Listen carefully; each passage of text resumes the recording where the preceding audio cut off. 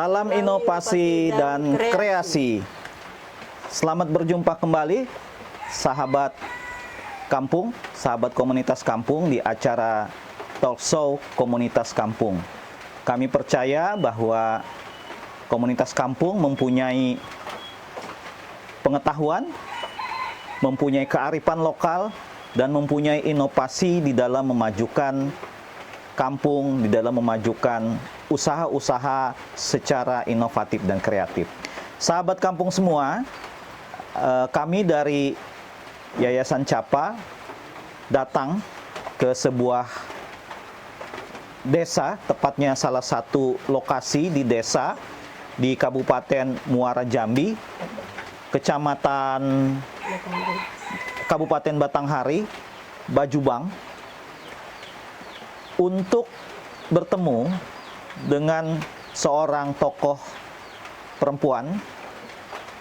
Beliau adalah tokoh perempuan yang inovatif, seorang tokoh perempuan yang kuat, dan memimpin satu organisasi yang bergerak di perhutanan sosial. Kita tahu bahwa perhutanan sosial itu adalah salah satu program yang dilaksanakan, program pemerintah yang dilaksanakan oleh komunitas-komunitas atau masyarakat di kampung, termasuk masyarakat hukum adat. Tidak berpanjang waktu, kita ingin sekali mendengar, karena kampung ini, sahabat kampung semua, ini cukup jauh dari kota Jambi. Kurang lebih kita melewati jalan yang semuanya kondisinya rata-rata tidak cukup baik, kurang lebih sekitar 3 jam. Mari kita sapa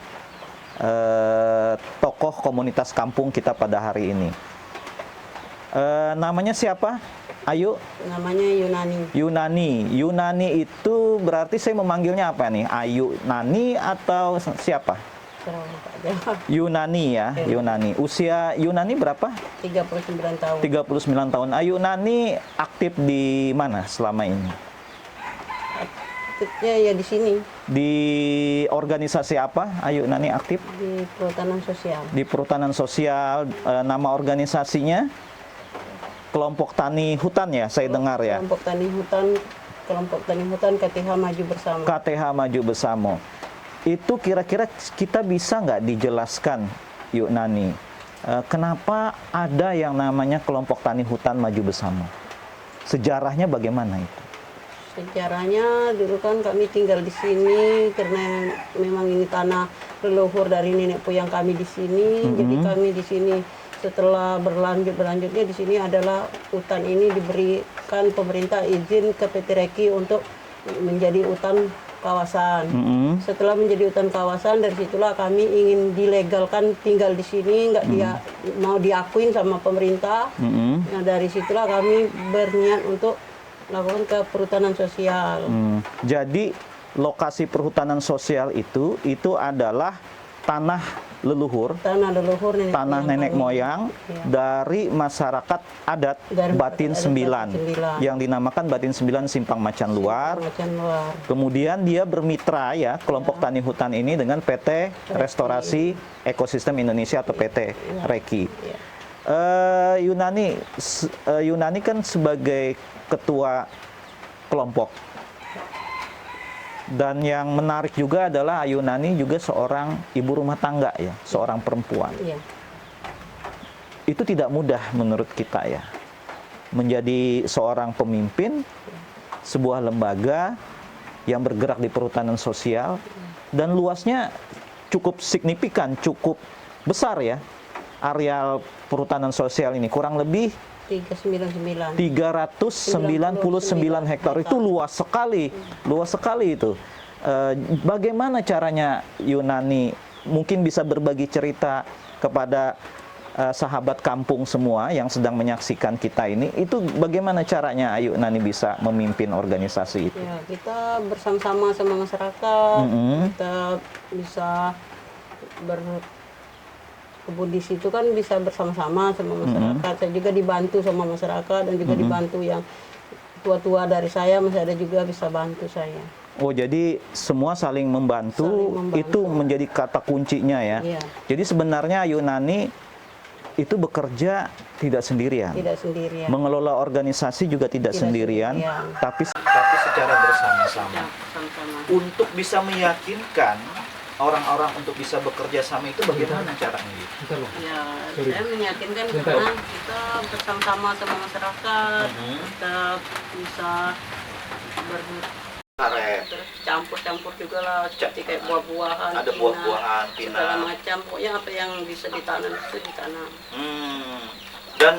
Dan itu dilakukan bersama-sama antara lelaki dan Perempuan. gitu ya.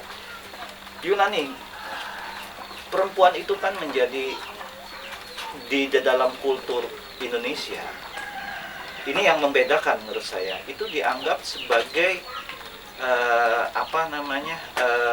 warga yang kelas 2 misalnya begitu ya. Jadi dia biasanya lebih banyak diposisikan di rumah. Kalau di sini tidak gitu ya. Ini tidak. Di sini sama gitu. Sama. Ini menarik menurut saya ya. Nah, bagaimana caranya Ayunani sebagai ketua kelompok tani hutan itu juga bisa menyampaikan kepada teman-teman perempuan itu, ayo dong aktif, itu bagaimana sehingga mereka mau aktif juga, selain memang secara budaya sebetulnya tidak ada batasnya gitu. Ya, mungkin karena mengenang ekonominya agak jadi saling membantu, istrinya membantu suami gitu. Karena kita kerja terus bareng-bareng gitu, nggak harus di rumah aja. Selagi kita bisa bantu suami ya kita bantu. Jadi perannya jadi bersama-sama ya. Sama-sama. Nah, Yunani kira-kira ini kita ingin tahu nih, sahabat kampung semua, apa motivasinya? Apa sih yang mendorong Ayunani itu mau menjadi ketua kelompok tani hutan dan sekaligus mengorganisir orang banyak? Itu kan tidak mudah ya. Apa yang mendorongnya itu apa kira-kira?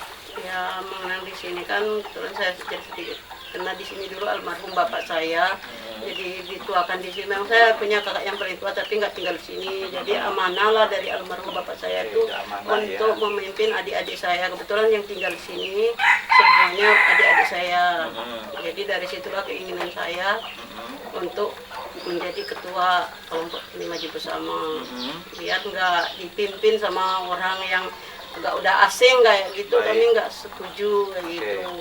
Pertama ada amanah dari orang tua almarhum agar memimpin saudara-saudaranya. Yang kedua yang terkait dengan, ada lagi nggak kira-kira yang terkait dengan soal pengelolaan hutan, apa motivasinya, apa semangat? Ya, semangatnya itu tadi, pengennya kita ini kan memang pengennya, saya bilang tuh di sini dari saya sampai anak itu nanti di sini, jadi pengennya yang terbaik lah untuk kelompok ini. Jadi ketika Ayunani mengatakan bahwa yang mengelola ini laki-laki perempuan itu setara sama, ini menurut saya menjadi sangat unik sekali. Jadi sumber daya alam itu dikelola bersama antara lelaki dan perempuan.